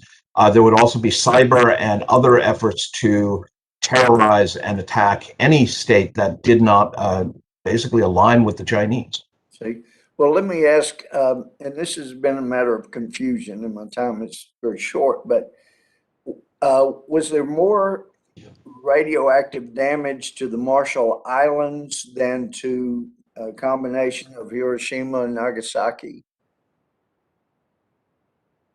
Who are you asking, sir? Oh, Mr. Chang, if you can. I am not a nuclear physicist, and I do not work for the Department of Energy. What I would say is that the yield for a number of these devices, including the Castle Bravo test, was significantly larger than Hiroshima and Nagasaki. But of course, Hiroshima and Nagasaki were urban targets and also military targets in time of war. There were not people at ground zero in the Marshalls. Let me also note here that while Castle Bravo was the largest American test at 15 megatons, it actually was smaller than 4 other tests conducted by the Soviet Union, which ranged as high as 50 megatons. Well, but thank you. My time's expired. Appreciate it, Chair. Yes, sir. Thank you. Thank you very much. The chair now recognizes the gentleman from Illinois, Mr. Garcia, for 5 minutes. Thank you, Madam Chair. Ms. Leyland, in your testimony, you described the stories of displacement and that as a community, you are engulfed with complicated immigration issues in the U.S. In fact, you state this should be dealt as a high priority and should acknowledge that the pathway to naturalization or citizenship should be part of that of a relocation plan. Can you describe what are the consequences for your community if we don't act? I think there's going to be, once again, permanent scars and permanent displacement. I think right after the nuclear testing, what happened to some of those islanders who were directly impacted by the nuclear, they were spread out through the islands on the Marshall Islands. And really, they had to relive to live, survive again. Some of them were forced out to live in isolated islands where they had to basically relearn the process of living again. So I think it is our American responsibility to ensure that we no longer further disconnect them to their homes. And many of them are still looking for a permanent home. Thank you for that. And do you foresee Congress acting on this in specific legislation for the Marshallese people? I do not know of any, if there is one going on right now, and if there's a plan. And I do that. The reason why I proposed it on there is because I think we owe it to the people who we permanently dislocate them from there and detach them forever from their own lands. Very well. Thank you for sharing that. Madam Chair, I yield back. Very much. The chair now recognizes the gentleman from Utah, Mr. Moore, for 5 minutes. Thank you, Chair and Ranking Member. I think it will come as no surprise to my colleagues that I'm going to talk a little bit about the China expansion, South China Sea, and some of the geopolitical conflicts that we have there. Like I had mentioned before, I'm a member of the Armed Services Committee. So thank you to the witnesses for being here today. My questions will be for Mr. Dean Chang. You know, we have a challenge with how to deal with China's expansion. That's even highlighted this week with the test of their hypersonic delivery system. It's top of mind to many Americans, to the international community, to our allies, and I see this relationship with Marshall Islands as very strategic in us to be able to thwart and combat that as much as possible. Mr. Chang, I appreciate your testimony. As we kind of look into the future and as the threat landscape in the Pacific continually evolves, can you speak to how China is seeking to build diplomatic, economic, and not only just military, but diplomatic and economic ties with our allies in the Pacific? So all three of those, like they're taking a multi-pronged approach, diplomatic, economic, and military. Can you just speak to that a little bit, with particularly to our allies? The Chinese pursue a very comprehensive, integrated approach. It helps that they have state-owned enterprises, which don't have to pay attention to whether or not they make a profit, and the fact that the banking system is also state-run, which means that they will extend loans to state-owned enterprises. This means that Chinese construction companies in particular will often bid on infrastructure projects in places like the Republic of the Marshall Islands, the Federated States of Micronesia. They would if they could on Guam. They, as well as throughout Southeast Asia, Papua New Guinea, they have tried to build, contract to build facilities, 5G networks, etc., in places like Australia and elsewhere. We know that Chinese construction efforts often literally are riddled with intelligence gathering equipment. The organization, the African Union's headquarters, which was built by a Chinese company in Addis Ababa, turned out to be downloading the entire building's information network. Every computer was basically downloading information back to Beijing at 3 in the morning when nobody was there. This is automated. This is the kind of thing that the Chinese do. The Chinese will invest, the Chinese will court, the Chinese will do political moves, the Chinese will fish. Fishing sometimes is licensed, often is not. And of course, they have a growing military whose ability to show the flag and openly undertake intelligence and military operations is expanding deeply into the Central Pacific. We are watching Chinese bombers go deeper and deeper into the Pacific, armed with air-launched cruise missiles. And the key to this was how receptive foreign nations are to China's efforts to build these diplomatic and security ties. What's your opinion on how well it's working? I think the success that we've actually had over this last few years of combating Huawei, being able to become sort of a global presence. Our allies recognize the threat of Huawei. You just highlighted exactly what I'm talking about. So give us a sense for just other nations and how receptive they are to this. When we inform them of the realities, we find that they are often very receptive. As you noted, a number of nations have switched their positions regarding Huawei, but we have to take a proactive stance. In Papua New Guinea, we and the Australians basically persuaded them to turn down a massive Chinese offer to build what would have been a naval base there. The problem is that the Chinese can walk and chew gum at the same time. They are pushing every country all the time, and we seem much more episodic. So when we respond, it is well received, but they're acting everywhere, and we're only acting in some places. Excellent. The Trump administration began efforts to renegotiate the Compact of Free Association, set to expire in 2023. What, if anything, would you like to see changed in the new agreement?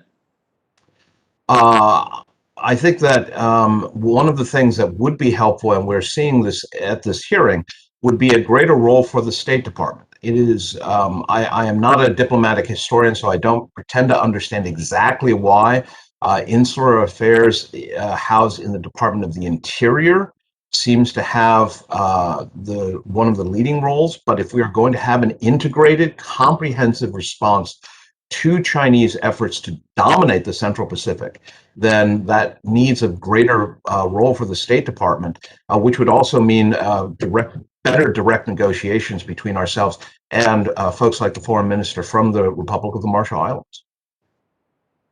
Excellent. Thank you, Chair. I yield back. Appreciate it. Thank you very much. The chair now recognizes the gentleman from the Mariana Islands, Mr. Sablan, for 5 minutes. Right. Thank you again, Madam Chair. Let's see, I'm trying to, I have 3 sets of questions here, but Secretary Mori, let's continue our conversation, if I may. The United States. Mr. Sablan, we have dismissed the first panel. So if you could please direct your questions to the second panel of witnesses. Right. Okay, so I saw Mr. Mori appear and then he disappeared. So let me go up to the Republic of the Marshall Islands Foreign Minister, the Honorable Nemra. Did I say that right, Minister Nemra? Okay, thank you. Minister Nemra, the negotiations for the compact between the Republic of the Marshall Islands, just as well as for the Federated States of Micronesia, were announced more than 2 years ago. Has there been any agreement reached on any issue between the Republic, your government, and the United States? No. Would you know if the state and interior teams are willing to discuss an agenda for the talks? We would hope so. We like to, broaden the agenda and bring issue we recognize as importance, including the nuclear legacy. And at the moment, it's not yet on the table as far as I'm aware of. Right. So, because I understand, sir, that your government requested the United States to discuss the scope and agenda for the compact negotiations. And so, would you know if the state and interior teams insist on a limited agenda that excluded the nuclear testing and waste issue? Yeah, it's an issue that it's not being formally agreed by both parties that we discussed, whether for lack of authority or suppose not interested in bringing that issue. But for us, it's very critical and important that we bring the issue to light and have an opportunity to talk and discuss how we can move forward. Right, and because with all due respect, the former Assistant Secretary for Insular Affairs was negotiating, and I think a former ambassador to the Marshall Islands was a law where the negotiating team, the state and interior teams, and like you say, probably lacked the authority, and so. But are you aware of the U.S. confidentiality proposal from the U.S. last year that would have prevented the Republic of the Marshall Islands from talking to Congress or talking to the two other freely associated states, the Federated States of Micronesia and Palau, these two other nations? Are you aware of that, sir? Yes, I'm very aware of that, and we reject it in its entirety. Thank you. My final question for you, Minister, are there active negotiations underway? Not at the moment. Are there plans for when talks will start, at least to set up an agenda? We hope to set those soon, but no definite date yet. But is the Republic of the Marshall ready and willing to start negotiations, sir? Yes. Madam Chair, I yield back. Very much. The chair now recognizes the representative from American Samoa, Ms. Radioactive, for 5 minutes.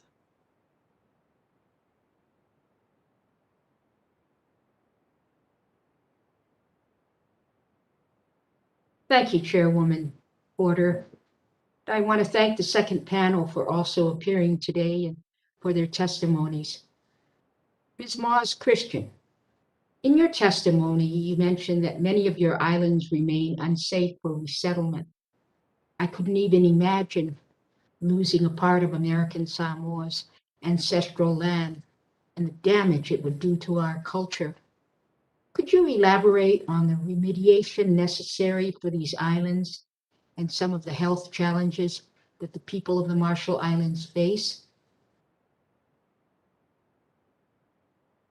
Thank you, Representative Radioactive, for the question. The islands of Bikini Atoll and Ronald Atoll and most of the islands in Enewetak Atoll are still unsafe to support communities to come back.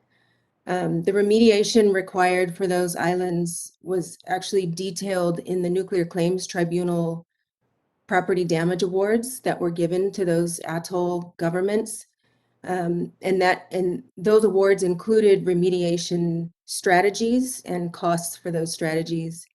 There are other islands that have been assessed, that have gone through environmental assessment and had some levels of contamination, not quite as high.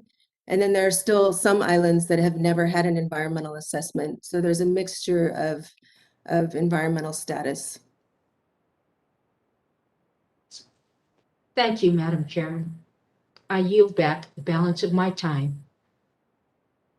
Thank you very much, Ms. Sablan. The chair would now like to give each of our witnesses 60 seconds to be able to make any further remarks that they would like to make that they did not have a chance to make. And if you don't wish to, you can simply let me know.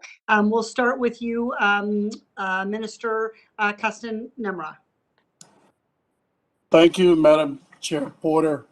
I'd like to say that Marshall Island is very keen to proceed with these negotiations. Over the past year, we did resume these negotiations, but sadly, the agenda was fixed. It was on a very specific provision that we thought it was not adequate, and we want to broaden the issue, including the nuclear issue. This is partly why, in our view, that the negotiation thus far has rather moved slowly. We hope that both parties should be able to allow each other to bring issue of importance to the table so we can have a really open and honest dialogue and discuss how we can move forward and strengthen the compact of free association. Marshall Island continued to be a committed ally of the United States, and we intended to do so. But we hope through this negotiation process will allow us the opportunity to bring these other issues that are key to us, including the nuclear legacy, in particular, some of the provision under 177 with the trust fund that was established but has been depleted, and the promise is yet to be fulfilled. So thank you, Madam Chair. Thank you very much. I'll now recognize Mr. Cheng. If you have any final comments you wish to make in the next minute, please go ahead. Thank you very much for the opportunity. I have to admit that I am startled at the lack of negotiations that other witnesses have pointed to. And I can only say that given the looming threat posed by the People's Republic of China, it is my hope that both the executive and the legislative branch will work together to basically get these talks moving, because time is running out, and there are others out there who are watching and waiting to step in and to exploit the opportunity that we would be presenting them on a silver platter. Thank you very much. Ms. Leyland, any final remarks you wish to make? Yes, we continue to see a lot of disconnection to services, especially with our disabled children. A lot of Marshallese and COFA citizens are not eligible to things like SSI. Also, we're paying into these programs. So we do pay our taxes. However, we cannot have access to things like SSI as well as SNAP. And I think a lot of that has to do with policy. Again, we're not designed, the policies that we're experiencing now are not designed to accommodate non-immigrant status as part of, again, Marshallese non-immigration status. Thank you. Ms. Leyland. Ms. Moss-Christian? Thank you, Chair Porter. Just to stress the need to address these outstanding nuclear testing issues, which have gone on for too many decades, and the opportunity that the compact discussions provide to do that.